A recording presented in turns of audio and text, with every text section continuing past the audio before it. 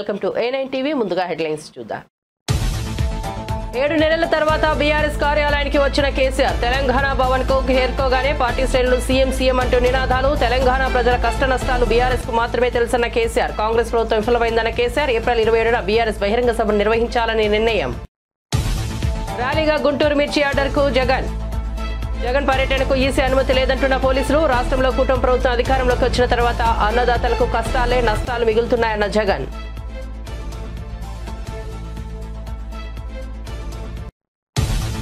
తిరుపతి పర్యటనలో కార్యకర్తలు నేతలతో లోకేష్ సమన్వయ సమావేశం. ఉత్తమ పనితీరు కనబర్చిన కార్యకర్తలకు ప్రశంసా పత్రాలు అందజేత కార్యకర్తల సమస్యలు తెలుసుకుని వారికి అండగా నిలబడాలని నేతలకు పిలుపు.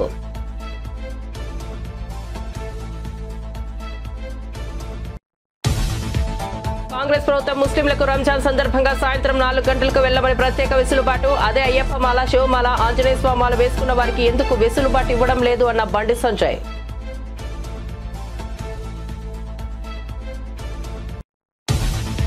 జగన్ పై తీవ్ర స్థాయిలో మండిపడ్డ కేంద్ర మంత్రి పెమ్మసాని చంద్రశేఖర్. జగన్ కు బతి భ్రమించింది, పోలీసులను బట్టలు తీసి కొడతారని చెప్పడం ఏంటి అని నిలదీత.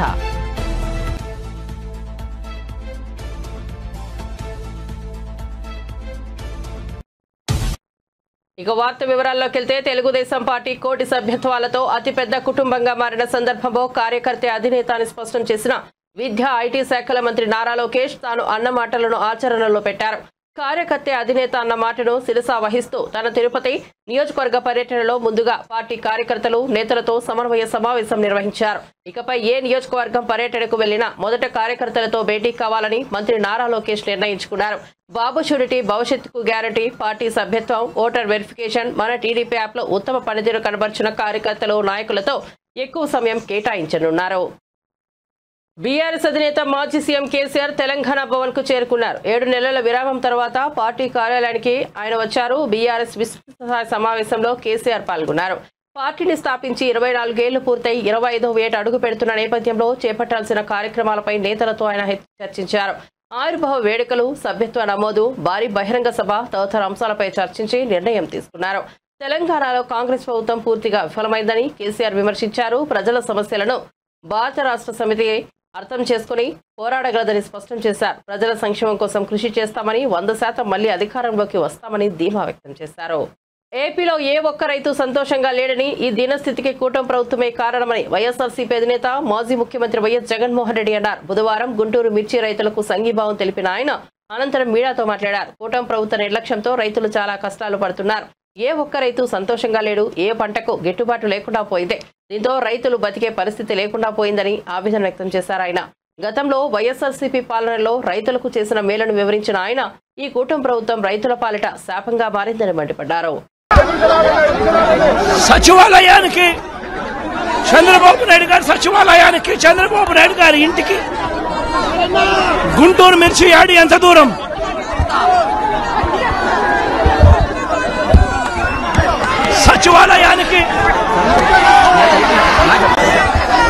తన సచివాలయానికి కూతవేటు దూరంలో ఉన్న గుంటూరు మిర్చి యార్డులో రైతులు పడతా ఉన్న అవస్థలో చంద్రబాబు నాయుడు గారికి అర్థం కావడం లేదు. చంద్రబాబు నాయుడు గారికి రైతుల కష్టాలు కనిపించినా కూడా చంద్రబాబు నాయుడు గారి కళ్ళు మూసుకొని రైతులను కష్టాల పాలు చేస్తా ఉన్నాడు. ఈరోజు ఇదే గుంటూరు మిర్చి యార్డులో రైతులు పండించిన మిర్చి పంటకు కనీసం 10-11 వేల రూపాయల డబ్బులు కూడా రావడం లేదు. రైతులు కష్టపడి తాము పండించిన పంటను అమ్ముకోలేని పరిస్థితిలో రైతులు ఈరోజు ఉన్నారు. రైతులకు ఈరోజు ఒకవైపు తెగుళ్ల వల్ల రైతులకు ఇవాళ పంట కూడా మామూలుగా 20 క్వింటాల పైన రావాల్సిన పంట ఈరోజు 10-15 క్వింటాలకి పడిపోయిన పరిస్థితులు కనిపిస్తా ఉన్నాయి. మరోవైపున రేటు చూస్తే నిరుడు సంవత్సరం అంటే వైఎస్ఆర్సీపీ ప్రభుత్వ హయాంలో 21,000 నుంచి 27,000 రూపాయలు పలికిన పంట ఈరోజు కేవలం 10-11 వేల రూపాయలు కూడా కొనే నాథుడు లేడు. రైతులకు పెట్టుబడి ఖర్చులు కనీసం 1,50,000 రూపాయల నుంచి 2 లక్షల రూపాయలు ఖర్చు అవుతా ఉంది. అమ్ముకోలేని పరిస్థితిలో, రేటు లేని పరిస్థితిలో, ఒకవైపున పంట తెగుళ్ల వల్ల పంట ఈల్డ్ కూడా తగ్గిన పరిస్థితుల్లో రైతు ఈరోజు బ్రతకడానికి కష్టపడతా ఉన్న పరిస్థితి. ఇదే గుంటూరు మిర్చి యార్డ్లో మిర్చి పంట వేసిన రైతుల పరిస్థితి ఇది. రాష్ట్ర వ్యాప్తంగా ఏ పంట తీసుకున్నా కూడా కందులు గాని, మినుము గాని, పెసరు గాని, టమాటో గాని, పత్తి గాని, ఇలా ఏ పంట తీసుకున్నా కూడా రైతులకు గిట్టుబాటు ధరలు రాని పరిస్థితి ఈ రోజు ఈ రాష్ట్రంలో కనిపిస్తా ఉంది. మరోవైపున చూస్తే చంద్రబాబు నాయుడు గారు రైతులను దళారీలకు అమ్మేసిన పరిస్థితి కనిపిస్తా ఉంది. ఈరోజు వైఎస్ఆర్సీపీ ప్రభుత్వ హయాంలో రైతు జీవితంలో వెలుగులు చూడడానికి ప్రవేశపెట్టిన సంస్కరణలన్నీ కూడా ఈరోజు అన్ని కూడా మిర్చి యార్డుకు జగన్ వెళ్లడం హాస్యాస్పదమని టీడీపీ నేత సోమిరెడ్డి చంద్రమోహన్ రెడ్డి ఎద్దేవా చేశారు. ఆయన హయాంలో మిర్చి రైతులు అనేక సమస్యలు ఎదుర్కొన్నారని విమర్శించారు. వైఎస్ఆర్సీపీ పాలనలో రైతు ఆత్మహత్యలు పెరిగాయని, ధాన్యం కొన్న 6 నెలలకు జగన్ డబ్బులు చెల్లించారని ఆరోపించారు. చంద్రబాబు ఢిల్లీలో కేంద్ర మంత్రిని కలవనున్నారు. పార్టీ అధ్యక్షుడు, మాజీ ముఖ్యమంత్రి నిజంగా రైతులను పరామర్శించేదానికి ఆ స్లోగన్స్ ఏంటి, సీఎం జగన్ ఏంటి, డ్యాన్సులు ఏంటి, అది ఫైనల్గా ఏంటి, అక్కడ ఎవరు అప్పిరెడ్డి మనుషులంట 14 బస్తాలు మిరపకాయలు బస్తాలు ఎత్తుకెళ్ళిపోయారు. మిరపకాయలు దొంగల్ని తీసుకొని జగన్మోహన్ రెడ్డి మార్కెట్ యార్డు, మిర్చి మార్కెట్ యార్డు పోతావు, నవ్విపోతారు. అసలు ఏం మాట్లాడుతున్నారు? అక్కడ ఒక అమ్మాయి యాడ్ అవ్వటం, ఆమె అమ్మ ఒడి రాలేదని చెప్పి, అది మీ టీం ఉంది, మీ ఢిల్లీ పబ్లిక్ స్కూల్లో చదువుతుందంట, గురుజాడలో 3 అంతస్తుల బిల్డింగ్ అంట. ఆమె యాడ్ అవ్వటం, ఇదంతా మీ team pay time batch training ఇవ్వటం, నవ్విపోతారని కూడా లేని పరిస్థితి. నేను ఒక మాట అంటున్నాను, మీ టైంలో, జగన్మోహన్ రెడ్డి టైంలో ఆ మిర్చి రైతుల్ని ఆ నల్ల తామర తెగులు నలిపేసింది. అప్పుడు పోయినా వాళ్ళు ముఖ్యమంత్రిగా నీ మంత్రులు వెళ్ళారా? రైతుల్ని పరామర్శించారా? అట్లీస్ట్ నేను స్ట్రైట్గా ఒక క్వశ్చన్ అడుగుతున్నా. వ్యవసాయ శాఖని నువ్వు మోతేసేసావు. ఒకటి డ్రిప్ ఇరిగేషన్, రాయలసీమకి అత్యవసరమైన డ్రిప్ ఇరిగేషన్ నువ్వు మూసేసావు. బిందు తుంపర్ల సేద్యం మా టైంలో 2017-18 ఫైనాన్షియల్ ఇయర్లో 2,300 కోట్లు డ్రిప్ ఇరిగేషన్లో పెట్టి దేశంలో నంబర్ 1, కంట్రీలో నంబర్ 1. అదే సంవత్సరం 2017-18 యాంత్రీకరణలో 650 కోట్లు ఖర్చు. ఆఖరణ సూక్ష్మ పోషక పదార్థాలు 50% రైతు సబ్సిడీ, 50% గవర్నమెంట్, స్టేట్ గవర్నమెంట్. 17 నుంచి ముఖ్యమంత్రి గారు ఆనాడు చంద్రబాబు నాయుడు గారు ఒక నిర్ణయం తీసుకున్నారు. ఆ ఈల్డ్ పెరగాలంటే సూక్ష్మ పోషక పదార్థాలు కొనలేని, ఆ 50% కూడా కొనలేని రైతులు ఉంటారు, 100% ఫ్రీ అన్నాడు. ట్రాక్టర్లు 4-5 రైతులు ట్రాక్టర్లు వేసుకురావటం, జింక్, జిప్సం, బోరాన్ ఫ్రీగా మూటలు వేసుకొని పోవటం, దాన్ని మూసేసావు. యాంత్రీకరణ క్లోజ్ చేసావు. కనీసం ఒక పట్ట, ఒక టార్పాలిన్ పట్ట, ఒక స్ప్రేయర్ ఇవ్వని పరిస్థితి నీ గవర్నమెంట్లో. నువ్వు రైతుల గురించి మాట్లాడటం, నేను ఒకటి స్ట్రైట్గా ఒకటి అడుగుతున్నాను. నీ టైంలో దేశంలో రైతుల ఆత్మహత్యల్లో 3rd ప్లేస్ ఆంధ్రప్రదేశ్, ఫస్ట్ ఏది మహారాష్ట్ర, కర్ణాటక. జనాభా వాటిలో సగం లేదు. నంబర్ 1 కౌలు రైతులు 2nd ప్లేస్. తమిళనాడు తర్వాత, తమిళనాడులో సగం లేదు. నా జనాభా ప్రాతిపదికన నంబర్ 1. అంతెందుకు, దేశంలో సగటు రైతు అప్పు 74,500. బట్ ఆంధ్రప్రదేశ్ 2,45,000. 2,45,000. వీటన్నిటికి కారణం ఎవరు? మీరు మీరు ప్యాడీ కొనుగోలు చేస్తే 6 నెలలకి డబ్బులు ఇచ్చినారు. 6 నెలలకి నువ్వు ఇప్పుడు మాట్లాడుతుండవు. ఇదిగో జిఓఎంఎస్ నంబర్ 28 డేటెడ్ 9/1/2020 అంటే 9 జనవరి 9, 2020లో గవర్నమెంట్ ఆఫ్ ఆంధ్రప్రదేశ్ మిర్చికి ఇచ్చిన రేటు రెడ్ చిల్ 7,000 రూపాయలు పర్ క్వింటాల్, 7,000 రూపీస్. 23లో కూడా అదే చేసావు నువ్వు. ఈరోజు బీజేపీ ఎంపీ బండి సంజయ్ కాంగ్రెస్ ప్రభుత్వంపై తీవ్ర విమర్శలు చేశారు. అసలు కాంగ్రెస్ నాయకులు హిందువులేనా? వారిలో ప్రవహించేది హిందూ రక్తమేనా అంటూ ప్రశ్నించారు. తెలంగాణలో హిందువుల పరిస్థితి బిచ్చపు బ్రతుకుగా మారిందని ఆవేదన వ్యక్తం చేశారు. కాంగ్రెస్ ప్రభుత్వం ముస్లింలకు రంజాన్ సందర్భంగా సాయంత్రం 4 గంటల తర్వాత సెలవు ఇచ్చిందని, అదే అయ్యప్పమాల, శివమాల, ఆంజనేయ స్వామిమాల వేసుకున్న వారికి ఎందుకు వెసులుబాటు ఇవ్వడం లేదని ప్రశ్నించారు. కాంగ్రెస్ తీరును బీజేపీ ఎక్కడా ఉపేక్షించలేదని, హిందువుల హక్కుల కోసం పోరాటం చేయాలని పిలుపునిచ్చారు. అసలు మీ లోపల అసలు హిందువులేనా మీరు? నాకు అర్థం కాలే. మీ లోపల హిందూ రక్తం ప్రవహిస్తుందా? ఇవాళ సర్క్యులర్ చూస్తున్నాను, ఇవాళ ఇచ్చే పోతే సర్క్యులర్ చూస్తే ఇవాళ ఇప్పుడే ఇచ్చింది, ఇప్పుడు సాయంత్రం ఇచ్చి సర్క్యులర్ ఇచ్చావు. ఏమి ఇచ్చింది తెలుసా సర్క్యులర్?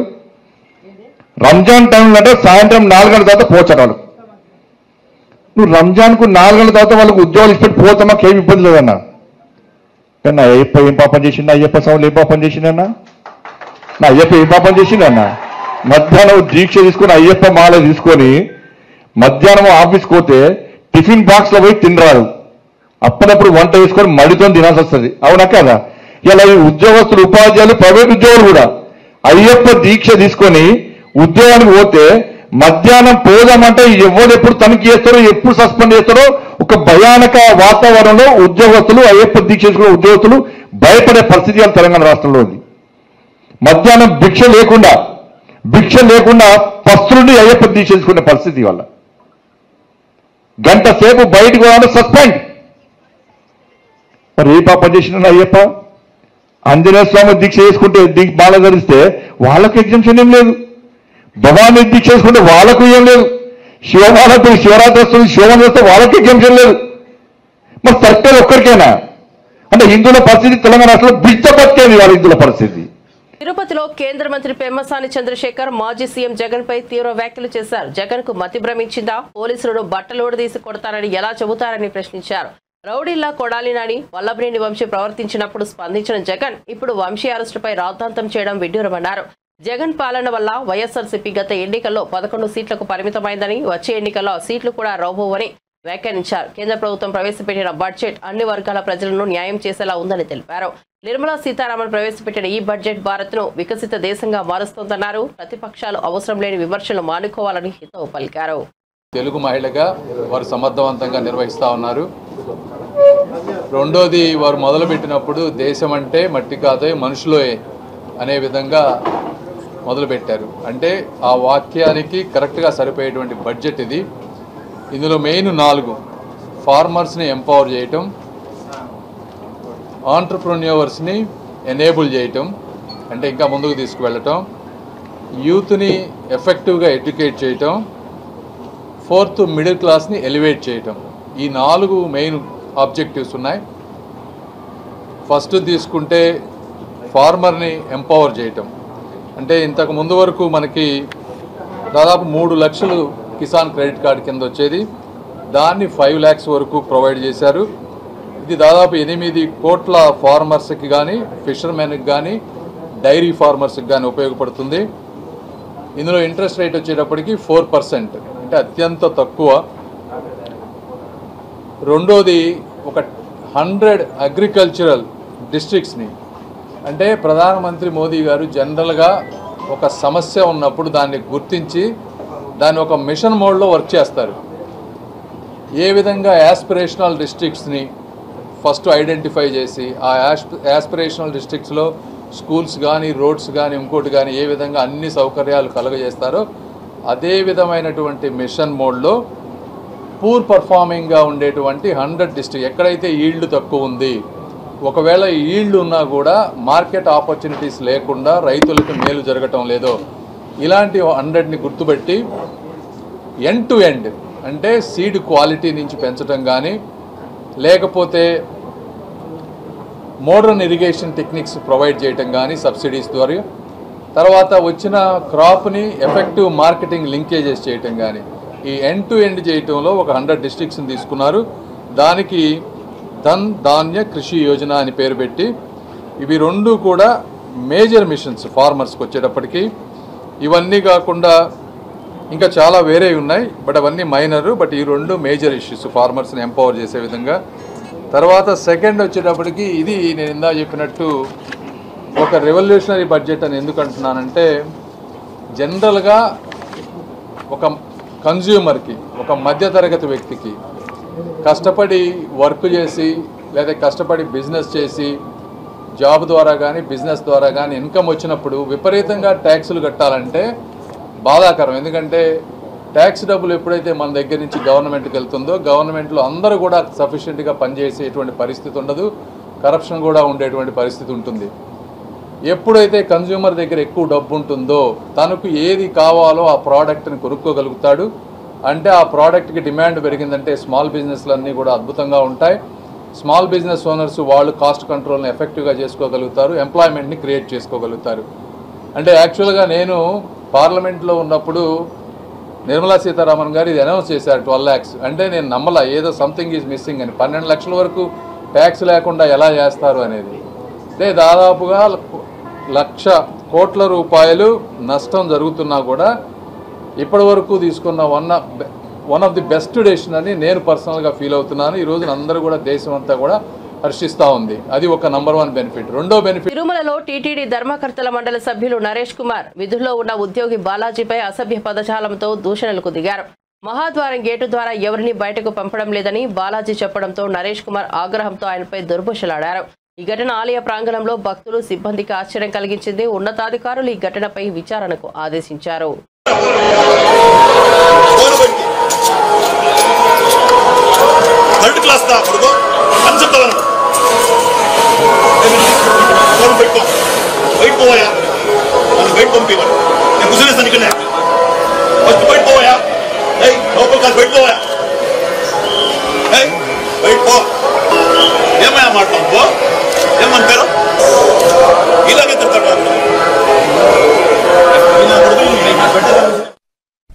ఏపీ మాజీ సీఎం జగన్ 5 ఏళ్లు వ్యవసాయ శాఖను పూర్తిగా నిర్లక్ష్యం చేశారని మంత్రి అచ్చెన్నాయుడు విమర్శించారు. ఆదాయం వచ్చే శాఖలను మూసివేసిన జగన్ ఇప్పుడు వాటిపై మాట్లాడడం అర్ధరహితమన్నారు. రైతులకు ఒక మంచి పని కూడా చేయకపోగా భూ పరీక్షలు కూడా చేయించలేదని ధ్వజమెత్తారు. అలాగే వ్యవసాయ యాంత్రీకరణ కోసం పైసా ఖర్చు పెట్టలేదని ఆరోపించారు. లేనటువంటి అవసరం ఉన్నా సరే ప్రజా జీవితంలో ఉన్నాం కాబట్టి, మనం ప్రజలకి జవాబుదారీ కాబట్టి ఈరోజు రైతులకి ఈ రాష్ట్ర ప్రభుత్వం చేసిన విషయాలని తెలియచేయాలనే ఉద్దేశంతోనే ఈరోజు పత్రికా సమావేశం పెట్టాను. 5 సంవత్సరాలు ఈ రాష్ట్రంలో ప్రధానమైనటువంటి శాఖలు 70% మంది బతుకుతున్నటువంటి శాఖలు, ఈ రాష్ట్రానికి ఆదాయ మార్గాలను తీసుకొస్తున్నటువంటి శాఖల్ని 5 సంవత్సరాలు తాళమేసి బిగించినటువంటి వ్యక్తి ఈరోజు ఆ శాఖల గురించి మాట్లాడుతున్నాడు. ఈరోజు వ్యవసాయ అనుబంధ శాఖలు ఈ రాష్ట్రంలో 60-70% మంది వ్యవసాయం అనుబంధ రంగాల మీద ఆధారపడ్డారు. అందులో రాష్ట్రానికి ఎక్కువ ఆదాయ వనరులు వచ్చినటువంటి శాఖ వ్యవసాయ అనుబంధ శాఖలు. 5 సంవత్సరాలు ఒక్కటంటే ఒక్కటి రైతు గురించి నువ్వు చేసి ఇది నేను చేశానని చెప్తే ఎవరమైనా సరే గౌరవిస్తాం. ఒకవేళ ఆయన చేసిన మంచి విషయాలుంటే తీర్చుకొని ఆచరిస్తాం. 5 సంవత్సరాల్లో అతి ప్రధానమైనటువంటిది శాఖలో సాయిల్ టెస్టింగ్ అనేది ఒక్క సెంటు భూమికి సాయిల్ టెస్టింగ్ చేసి ఒక్క కార్డైనా నువ్వు ఇచ్చావని నిరూపించగలిగితే నువ్వు చెప్పిన దానికి నేను సిద్ధంగా ఉంటాను. 5 సంవత్సరాల్లో మొత్తం వ్యవసాయ శాఖని అట్టక మీద పెట్టావు. 2014-19లో చంద్రబాబు గవర్నమెంట్లో తీసుకున్నటువంటి అనేక నిర్ణయాలని నువ్వు పూర్తిగా పాతాళలోకాన్ని పాతిపెట్టి రైతుకి తీవ్రమైనటువంటి ఇబ్బందులకు గురి చేశావు. 5 సంవత్సరాల్లో మెకనైజేషన్ కింద ఒక్క పైసా అంటే ఒక్క పైసా నువ్వు ఖర్చు పెట్టావని లెక్కలు చూపించు. ఈరోజు అత్యంత ప్రాధాన్యమైనటువంటిది డ్రిప్పు, స్ప్రింక్లరు, ఇరిగేషన్ మీద ఆధారపడినటువంటి రైతులు ఉన్నారు. అందులో నువ్వు పుట్టినటువంటి రాయలసీమ జిల్లాలో ఎక్కువ మంది డ్రిప్ మీద, స్ప్రింక్లర్స్ మీద ఆధారపడుతున్నారు. ఒక్కరికైనా నువ్వు డ్రిప్ కానీ స్ప్రింక్లర్లు కానీ ఇచ్చినటువంటి సందర్భాలు ఉన్నాయని చెప్పి నేను అడుగుతున్నా. గుంటూరు మిర్చి యార్డులో జగన్ అనేక ఇబ్బందులు పెట్టారని రంగా కృష్ణమూర్తి విమర్శించారు. రైతులకు నష్టం కలిగించే విధంగా ఆయన పాలన సాగిందని ఆరోపించారు. ధరల స్థిరీకరణ నిధిని దుర్వినియోగం చేసింది జగన్ కాదా అంటూ ప్రశ్నించారు. అయితే రైతు సమస్యల పట్ల కూటమి ప్రభుత్వం చిత్తశుద్ధితో పనిచేస్తోందని తెలిపారు. మరి సందర్శించాలని చెప్పాలను, రైతుల కోసం ఇలా చెప్పాలను నాకు అర్థం కావట్లేదు. కానీ ఎన్నికల కోడ్ను కూడా ఉల్లంఘించి మంది మార్గంతో గుంటూరు మిర్చి యార్డులోకి వెళ్ళటాన్ని నేను తీవ్రంగా ఖండిస్తున్నా. వెళ్ళే క్రమంలోనే అనేకమైన ఇబ్బందులు రైతాంగానికి సంబంధించి కానీ, వ్యాపారస్తులకు సంబంధించి కానీ, పాత్రికేయ మిత్రులకు సంబంధించి కానివ్వండి, కెమెరాలు పగలటం, అక్కడ రైతాంగం కూలీలకు సంబంధించి కూడా ఇబ్బందులు గురికావటం చేయటం జరిగింది. నేను ఎందుకు చెప్తున్నా అంటే ఇదంతా కూడా ఆయన ఒక మాజీ ముఖ్యమంత్రి 5 సంవత్సరాల పాటు కూడా ఈ రాష్ట్రాన్ని పరిపాలించాడు. రైతాంగాన్ని గురించి, రైతాంగ సమస్యల గురించి కానివ్వండి అడిగేట హక్కు ప్రతి పౌరులకు ఉంటుంది. ఓ పార్టీ నాయకుడిగా, ఎమ్మెల్యేగా ఆయనకు ఉన్నట్టు పరిస్థితి వాస్తవం. కనీసం చట్టపరంగా రాజ్యాంగబద్ధంగా కూడా వ్యవహరించకుండా ఎన్నికలు కోరినప్పటికీ అధికారుల వద్ద పర్మిషన్ తీసుకోకుండా అర్ధాంతరంగా యాడ్లో ప్రవేశించి, అంటే అధికారం పోయిందనేటువంటి ఒక ఫ్రస్ట్రేషన్తో, ఈరోజు భావోద్వేగంతో ఉద్రేకభరితంగా రైతాంగాన్ని గురించి, రైతాంగ గిట్టుబాట్ల గురించి మాట్లాడటం జరిగింది. ఇది చాలా శోచనీయం. ఎందుకంటే తను ఉన్నప్పుడు ఒక పని, తను చేసిందే న్యాయం, ఇతరులుగా చేస్తే కాదనేటువంటి తనే అనే ఉద్దేశంతో గురివింద గనక ఏ విధంగా నలుపెరగో ఆ విధంగా మాట్లాడుతూ జరిగింది. జగన్మోహన్ రెడ్డి గారు నేను ఒకటే అడుగుతున్నాను. జగన్మోహన్ రెడ్డి గారు, మీరు కూడా ఈ రాష్ట్రంలో ఉన్నట్టు ప్రజానీకం, రైతాంగం, అశేష ప్రజానీకం మొత్తం కూడా 5 సంవత్సరాలు మీకు అధికారం ఇచ్చారు. ఏపీ మంత్రి సుభాష్ తిరుమల శ్రీ వెంకటేశ్వర స్వామిని దర్శించుకున్నారు. స్వామివారి సేవలో పాల్గొని ప్రత్యేక పూజలు నిర్వహించారు. దర్శనం అనంతరం ఆలయ అర్చకులు స్వామివారి తీర్థ ప్రసాదాలు అందజేశారు. భక్తుల కళ్యాణం, రాష్ట్ర అభివృద్ధి కోసం ప్రార్థించినట్లు తెలిపారు. ప్రసాద నాణ్యతలోని, గుడి శుభ్రం విషయంలోని అంతా పకడ్బందీగా ఈ గత 8 నెలల నుంచి జరుగుతూ ఉంది. ప్రసాదంలో నాణ్యత అనే దానికోసం కానీ, ఈ గుడి యొక్క ఫీడ్బ్యాక్ కోసం కానీ ఫీడ్బ్యాక్ బుక్ అనేది ఒకటి ఏర్పాటు చేయటం, దానికి నిదర్శనం, అంటే మేము భరోసాకి నిదర్శనం. అది ఏదున్నా సరే ఫీడ్బ్యాక్ బుక్లో నమోదు చేయండి అని బుక్ పెట్టడం. గతంలో ఎప్పుడు కూడా ఈ ఫీడ్బ్యాక్ బుక్ అనేది ఇక్కడ దర్శనం ఇవ్వలేదు గుళ్ళో.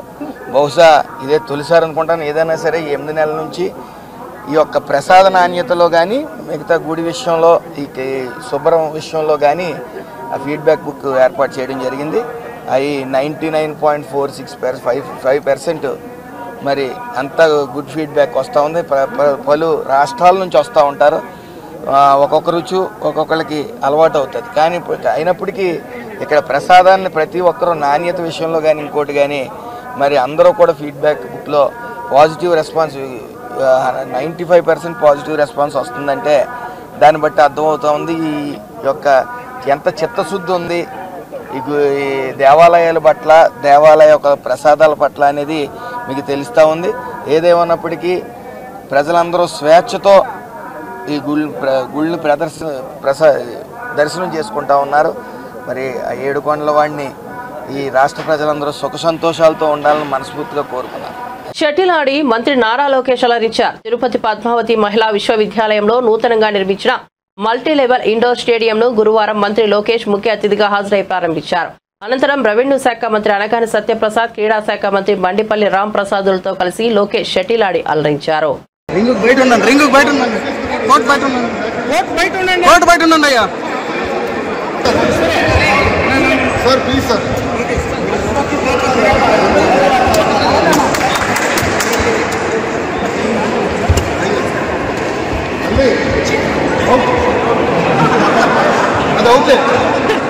సింగిల్స్ ఆడుతున్నావు కదా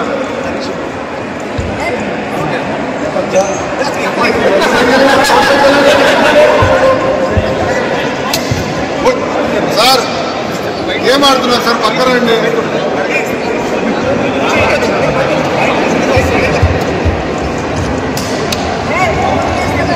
ఇంకా అవుట్ కొడుతున్నాం.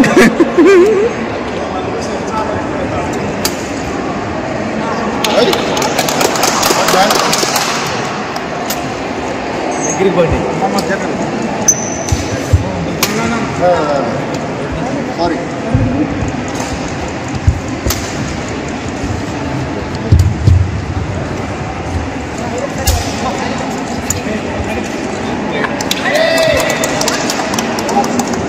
ఈసీ గారు ఆడుతున్నారా?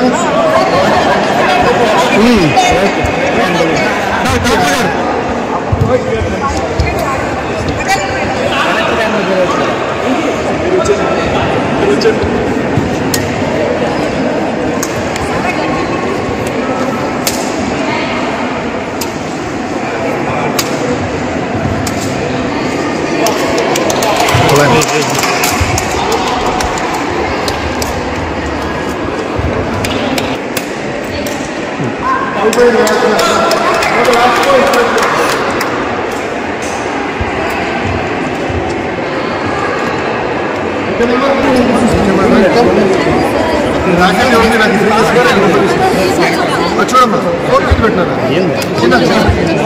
ఫోన్ వస్తాయి. చూడమ్మా, అందరూ చూడమ్మా, చెల్లమ్మ. థ్యాంక్ యూ చెల్లి. ఆమరాగం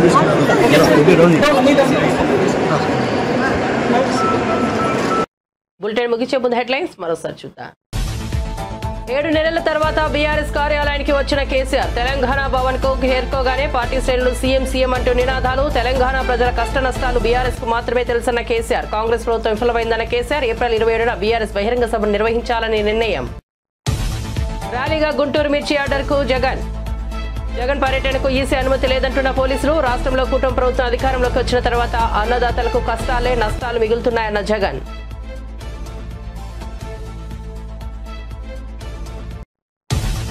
తిరుపతి పర్యటనలో కార్యకర్తలు నేతలతో లోకేష్ సమావేశం. ఉత్తమ పనితీరు కనబర్చిన కార్యకర్తలకు ప్రశంసా పత్రాలు అందజేత కార్యకర్తల సమస్యలు తెలుసుకుని వారికి అండగా నిలబడాలని నేతలకు పిలుపు.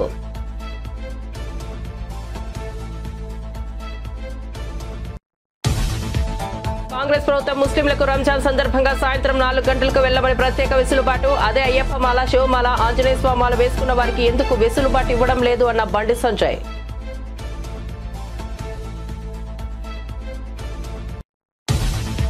జగన్ పై తీవ్ర స్థాయిలో మండిపడ్డ కేంద్ర మంత్రి పెమ్మసాని చంద్రశేఖర్. జగన్ కు బతి భ్రమించింది, పోలీసులను బట్టలు తీసి కొడతారని చెప్పడం ఏంటి అని నిలదీత.